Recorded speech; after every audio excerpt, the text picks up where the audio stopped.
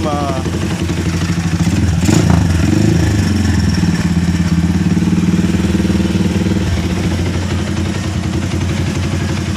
Para sa marinig ang guys ng punto ito.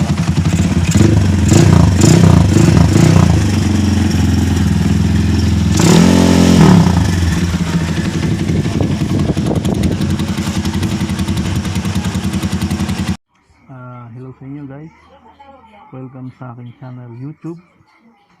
Ang i-share ko sa inyo kung ano ang top speed ng Sigma 250 sa konting kalikot, konting set sa makina, like bore 66, ring grind cam, split fire, iridium spark plug, clutch lining and racing clutch spring, saka sprocket na 1542 set 520 po siya.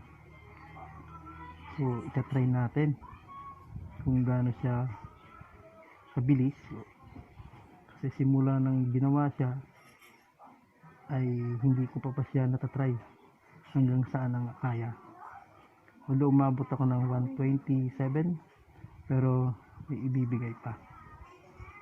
So bukas malinis ang kalsada dahil sa lockdown, itatry natin abutin ang top speed ng set na ito.